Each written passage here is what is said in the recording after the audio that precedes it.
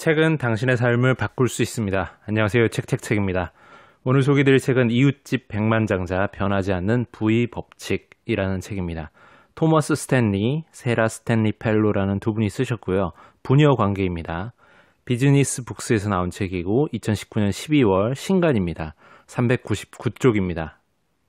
이 책은 이웃집 백만장자들의 구체적인 의사결정, 행동, 성향이 과연 어떻게 소비나 투자 및 재무관리 등의 영역에서 부를 쌓는 데 영향을 미치는지를 알려주는 책입니다. 저자는 삶의 모든 영역에서 철저한 자기관리가 필요하고 그것이 가장 중요하며 이를 통해 백만장자가 만들어지는 것이다 라고 강조하고 있습니다. 스스로를 백만장자로 만들기 위한 진정한 자발성으로 행동을 하는 사람만이 큰 부를 갖고 경제적 자유에 이를 수 있게 된다고 말하고 있습니다. 간단히 저자 살펴보겠습니다. 토마스 스탠리라는 분은 부자학의 세계적인 권위자이자 저술가입니다. 미국 조지아 대학교에서 경영학 박사학위를 받으셨고요. 20년간 마케팅 교수로 일하셨다고 합니다. 특히나 부유층을 다룬 논문을 40개 이상 쓰셨고 각종 매체에서 이 논문들을 여러 차례 인용하고 소개하였을 정도로 뛰어난 논문들이라 합니다. 저자는 부유한 고객들을 충성 고객으로 유지하기 위한 마케팅 전략을 연구하고 개발하였으며 이러한 분야에 가장 직업적으로 강점을 갖고 계신 분으로 판단됩니다. 특히 그가 20년 전에 쓴 백만장자 불변의 법칙은 전 세계 500만 부 이상 판매된 초히트작이라 볼 수 있죠. 하지만 안타깝게도 2015년 책을 집필하던 중 갑작스러운 사고로 세상을 떠나셨습니다. 이 책의 공동저자인 그의 딸 세라 스탠리 펠로 박사가 남아있는 아버지의 연구자료를 이어서 마무리했다고 합니다. 앞서 말한 또 한 명의 저자인 세라 스탠리 펠로 박사는 조지아 대학교에서 응용심리학을 전공하신 분입니다. 현재는 산업심리학자로 일하고 계시면서 개인이 부를 축적하는 행동과 습관을 익히게 하는 도구를 개발하고 계신다고 하네요. 목차 한번 읽어보겠습니다. 제1장 이웃집 백만장자는 잘 살아있다. 제2장 부에 관한 7가지 신화 깨부수기. 제3장 백만장자는 어떻게 만들어지는가. 제4장 백만장자들의 돈과 그들만의 소비 방식. 제5장 부자의 DNA 인내심. 제6장 안정보다는 모험을 택하는 부자들의 직업관. 제7장 마지막 장이죠. 예비 이웃집 백만장자를 위한 투자 조언. 지금으로부터 20년 전 옆집에 사는 정말 평범해 보이지만 엄청난 부를 가진 부자들의 속사를 낱낱이 밝혀낸 책, 바로 백만장자 불변의 법칙이 전 세계에 큰 화제를 불러왔습니다. 이 책을 통해 저자는 이웃집 백만장자라는 개념을 세상에 처음 내놓았죠. 흔히 사람들은 백만장자는 막대한 유산을 이어받았다거나 갑작스러운 복권 당첨 등 일확천금을 획득해야지만 된다고 생각합니다. 소위 말해 부는 타고난다는 것이 일반적인 생각이라는 것이죠. 이러한 고정관념을 깬 것이 바로 저자인 토마스 스탠리 박사의 이웃집 백만장자라는 개념입니다. 그는 어떠한 위기에도 절대로 흔들리지 않고 평생 여유 있게 살 수 있을 만한 부를 가진 진짜 부자로 불릴 수 있을 만한 사람들이 바로 우리와 같은 평범한 사람들일 수 있다고 이야기합니다.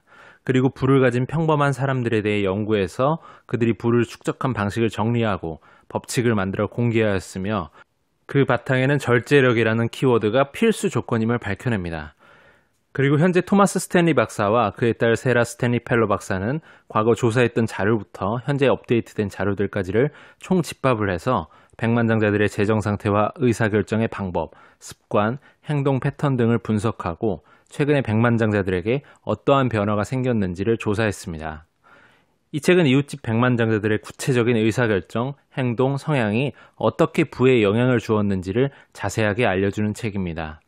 저자는 부를 쌓는 데 도움이 되는 행동, 습관, 생활 양식은 20년 전이나 지금이나 바뀌지 않았다고 말합니다.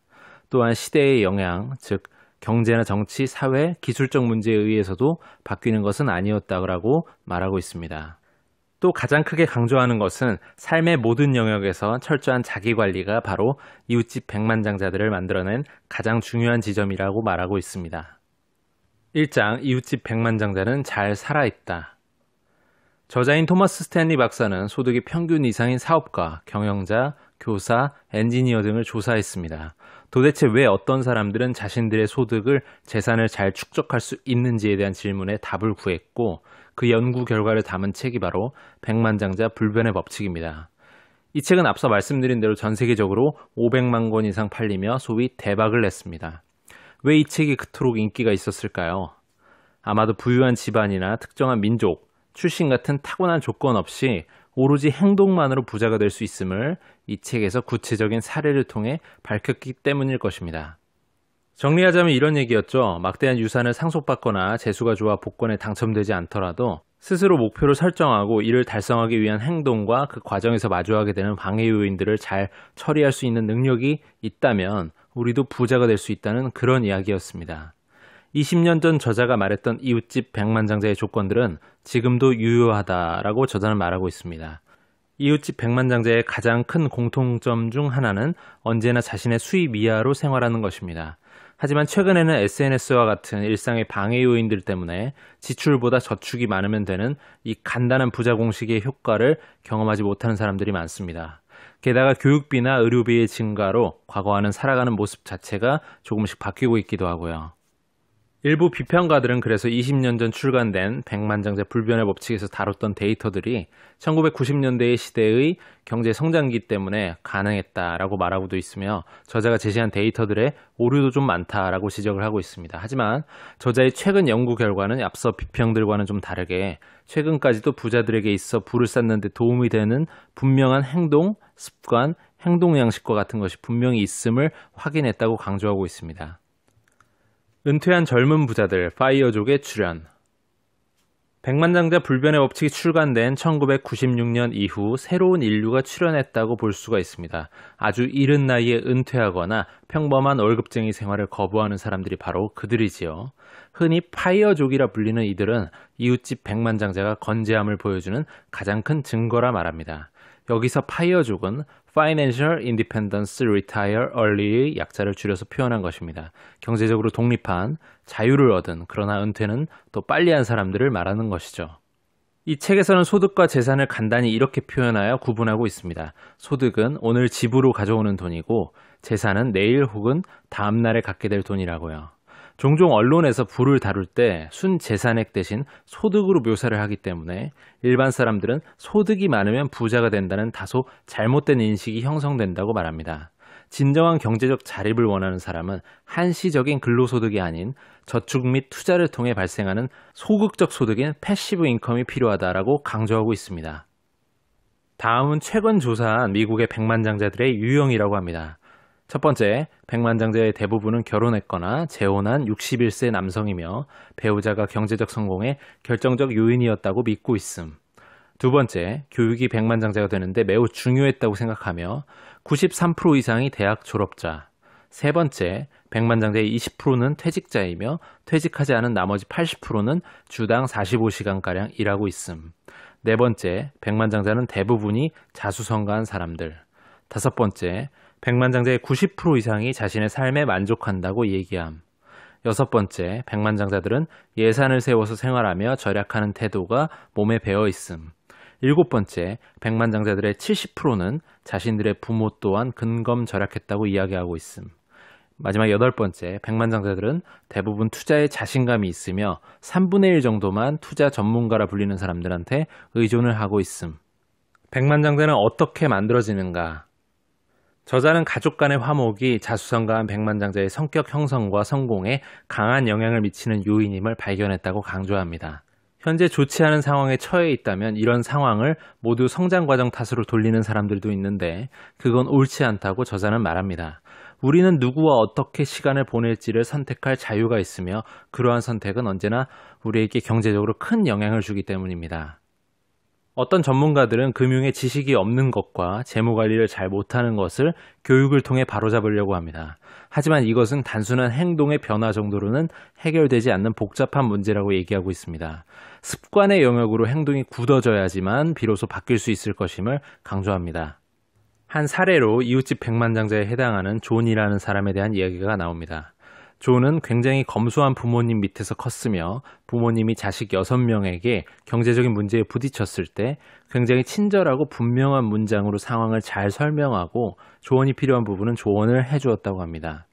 존이 초등학교 4학년 때 아버지가 자식 모두를 거실로 불러서 어떻게 대학을 갈 수가 있는지, 왜 대학을 가야 하는지를 설명을 잘하고 등록금을 줄 수가 없으니까 반드시 너희 스스로의 힘으로 등록금을 마련해야 된다고 말했다고 합니다.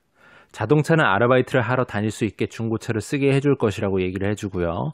그래서 존의 형제들은 모두 스스로 학비를 벌어서 대학을 졸업했다고 합니다. 존의 부모님이 돈이 없어서 그랬다기보다는 자녀들에게 절약에 대한 미덕을 키워주기 위해서 실제 생활 습관을 길러주었다고 볼 수가 있는 것이죠. 경제적으로 성공한 사람의 대다수는 성공을 위해 노력하는 동안 소비를 절제하고 철저하게 아낀 사람들로 확인됩니다. 백만장자가 된 이후에도 이들의 생활 방식은 변하지가 않았죠. 요컨대 이러한 절약의 생활 방식은 가정의 소비 수준을 편안하게 감당할 수 있게 한다고 말할 수가 있겠습니다. 소비를 간소화한 생활 방식은 절제력과 유행에 대한 무관심을 반드시 필요로 하게 되는데 그 핵심은 예산 수립, 계획, 목표 설정, 검소한 생활, 절제력을 기본으로 합니다. 이를 위해서는 무엇보다 기꺼이 검소하게 살겠다는 용기가 필요하다고 저자는 강조하고 있습니다. 부의 축적을 가장 방해하는 것 중에 하나가 바로 집과 동네의 환경이라고 저자는 말하고 있습니다. 만약 당신이 부유한 동네에 비싼 주택에 살고 있다면 이웃 사람들처럼 행동하고 비싼 물건들을 반드시 사게 될 것입니다. 자수성가한 이웃집 백만장자의 대부분은 이런 부유한 이웃들 근처에서 살지 않았기 때문에 돈을 모을 수 있었다라고 말하고 있습니다. 또한 과시를 위해 명품 시계를 찬다거나 명품 백을 매는 등의 행위에는 큰 관심이 없었습니다. 이웃집 백만장자의 대부분은 고급 승용차를 타기보다는 미국 기준으로 도요타나 혼다, 포드 등의 중간급의 차량을 주로 탄다고 합니다. 삶에 대한 만족도가 높은 이들은 타고 있는 차나 옷, 사는 집이 아니라 내면에 대한 만족도를 중시하는 사람들이라 볼 수가 있는 것이죠. 노스캐롤라이나 주에 사는 한 백만장자에게 재산을 모으기 위해 포기한 것이 무엇이었는가에 대한 질문을 했을 때 그는 이렇게 대답했다고 합니다. 몇 년마다 새 차로 바꾸는 일을 나는 포기했습니다. 21년 동안 나는 차 한 대를 잘 정비해 가면서 타고 있습니다. 이 결정 때문에 최소한 나는 25만 달러, 약 3억에 해당하는 돈을 절약했을 겁니다. 유행을 무시하고 사람들의 견해와 영향력에 좀 더 무관심하고 수입보다 검소한 생활을 하는 것이 소득을 재산으로 바꾸는데 능한 사람들의 가장 큰 공통점이라 볼 수가 있습니다. 이러한 절약 습관을 기본으로 그들은 자유롭게 직장을 바꾸고 자기 사업도 시작하고 투자를 좀 더 모험적으로 할 수가 있던 것이죠. 백만장자의 DNA, 인내심. 저자는 나이와 소득이 일정하다고 가정을 했을 때 장기적으로 재산을 축적할 수 있는 능력과 상관관계 혹은 인과관계가 있는 행동 범주를 파악하기 위한 연구를 계속했습니다. 이러한 연구를 통해 6가지의 범주를 발견할 수가 있었는데 그것은 다음과 같습니다. 1. 자신감, 재무관리, 투자, 가정 내 리더십에 대한 자신감. 2. 절약, 꾸준한 저축, 지출을 줄이기 위한 노력의 경주, 예산 준수와 관련된 재무 행동. 3번째 책임감, 행동 능력, 경험 등이 재정적 결과에 미치는 영향을 수용하는 것. 4번째 사회적 무관심, 최신 유행에 대한 압력에 굴하지 않는 무관심함. 5번째 집중력, 산만해지지 않고 업무를 완수하는 능력. 6번째 계획 수립, 목표 설정, 계획, 미래 예측과 관련된 행동. 안정보다는 모험을 택하는 부자들의 직업관. 경제적으로 성공한 사람들은 올바른 태도로 소득과 일에 접근하게 됩니다. 특히 일찌감치 일을 체험해보는 것을 굉장히 중요하게 생각하고요. 이 일을 통해서 재산 형성에 도움이 되는 진로와 사업을 발견하고 선택하게 되는 것이죠. 전통적인 직업에 얽매이기보다는 부를 차츰 늘려갈 방법을 찾고 있으며 자신의 재능을 최대한 살릴 그런 사업을 벌이게 됩니다. 정말 확실하게 파악되는 부분 중에 하나는 경제적으로 성공한 사람들은 자신에게 잘 맞는 직업을 갖고 있다는 것입니다. 이렇게 몸에 꼭 맞는 듯한 직업을 발견하기 위해서는 자신의 기술과 능력을 인식하고 시장을 파악하는 일이 굉장히 중요합니다.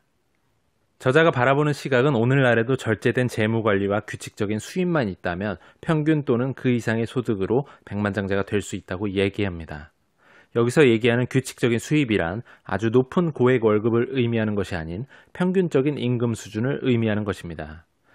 또한 책에서는 직장 생활을 하면 경력과 수입 이상의 혜택을 누릴 수가 있으니 안정성 확보에 아주 좋다는 얘기도 합니다. 회사를 다님으로써 얻을 수 있는 여러 가지 복지나 퇴직금 같은 것을 말하는 것인데요. 다만 꼭 생각해야 될 것은 직장이 항상 안전한 것은 아니기 때문에 직장을 다니는 동안 기술과 기회 경험을 고용주로부터 얻고 실력을 쌓아두는 것이 아주 중요하다고 강조하고 있습니다. 이웃집 백만장자들은 생계를 위한 일의 덫에서 벗어날 방법으로 다음에 3가지를 얘기해주고 있습니다. 전직이 가능하도록 생활하며 여유 자금을 만들고 기존 직업에서 수입을 얻는 한편 취업 전망을 탐색하면서 자영업으로 조금씩 옮겨가는 것을 의미하는 것이죠. 첫 번째, 여유 자금을 마련하라. 반드시 수입보다 적게 소비할 때 우리는 자유로워질 수 있으며 수입의 증가 가능성이 있는 직업으로 기회가 되면 옮기는 것도 방법일 수 있다고 말하고 있습니다. 두 번째, 또 다른 수입원을 만들어라. 풀타임 직장에서 선택지를 탐색해보는 한 가지 방법은 바로 부업을 하는 것인데요. 통계상 미국 취업 인구의 약 3분의 1 정도가 부업을 하고 있는데 이는 소득을 보충하는 측면도 물론 있겠지만 많은 경우가 앞으로의 전직을 위해 추가 수입을 마련하기 위함이라고 말합니다. 다양한 캐시플로우를 만들수록 이웃집 백만장자가 될 수 있는 방법이 보일 것이라 강조하는 것이죠. 세 번째, 자영업으로 전환하라. 이웃집 백만장자들은 직장에 다니며 백만장자가 된 사람들도 물론 있지만 상당수는 직장에 다니기보다는 자영업을 통해 백만장자의 길에 접어들었다라고 얘기하고 있습니다. 사업을 하는 사람들은 사업을 해내고 마는 끈기와 회복 탄력성, 절제력 등의 강점을 갖게 되며 사업을 통해 번 돈을 또다시 사업에 재투자함으로써 자본의 선순환을 이뤄낸다고 말할 수가 있습니다. 요즘과 같은 세상에는 기술이 발전해서 과거 1900년대와는 비교도 할 수 없을 정도로 창업하기가 쉬워졌다고 볼 수도 있겠습니다. 때문에 백만장자를 꿈꾸는 사람들은 반드시 자영업에 대한 부분을 꼭 검토해 보셔야만 할 것이라는 생각이 드는 지점입니다. 예비 이웃집 백만장자를 위한 투자 조언. 이웃집 백만장자들은 스스로 익힌 투자 지식에 의존함과 동시에 시장 및 투자 기회에 대한 면밀한 검토를 통해 대체로 더 전통적인 투자를 한다고 말하고 있습니다. 예를 들면 퇴직연금이나 부동산 등에 투자하는 것을 의미하는 것이죠. 생각보다 특이한 투자 방법을 통해 돈을 번 경우는 극히 소수였습니다. 저자는 무엇이 성공적인 투자자를 만드는지에 대한 부분도 언급해주고 있습니다. 투자 경험과 동시에 리스크에 대한 과감함은 과연 어떻게 만들어지는 것인가에 대한 것들이죠. 성공적인 투자자는 아직 정확한 결과가 예상되지 않았을 때에도 비교적 모험을 추구하는 성격이 있습니다. 미래가 어떨지 완벽한 확신이 좀 없더라도 비교적 편하게 마음을 먹고 투자를 한다는 것이죠. 그들은 리스크가 크지만 그만큼 수익을 낼 확률도 높은 투자를 선호하기도 하며 어느 정도 투자에 대한 자신감을 바탕으로 투자 관련 결정을 번복하지 않고 장기적인 시각에서 접근해서 결정을 내린다고 합니다. 가장 중요한 특징 중에 하나는 시장의 붕괴에 직면하더라도 차분하고 용감하게 결정할 수 있는 침착성과 대담함이라 볼 수가 있겠습니다. 어떠신가요? 들어보시니까 내가 이웃집 백만장자의 길로 가고 있다는 생각 드십니까? 저는 이 책을 읽으면서 그래, 내가 그래도 평소 생각해오던 방향이 잘못되지는 않았구나, 공감 가는 부분이 많구나 하면서 위안도 얻고 자신감도 좀 생기더라고요. 조금씩 자신에게 잘 맞는 직업에서 성공과 안정을 누리면서 스스로의 사업을 위한 중심 이동을 하는 전략은 언제 어디서나 주요하며 다만 그 시기와 타이밍, 추진력을 동반한 행동 같은 것들이 중요할 것이라는 생각이 듭니다. 이 책은 스스로 백만장자가 된 여러 가지 사람들을 통계적으로 분석하고 경험적인 내용들을 잘 정리하였기에 읽어보시면 정말 납득 가는 부분이 많아서 도움이 정말 되실 겁니다. 오늘은 여기까지 하겠습니다. 유익하셨거나 도움이 되셨다면 구독과 좋아요 부탁드립니다. 이 채널을 유지하는 힘입니다. 감사합니다.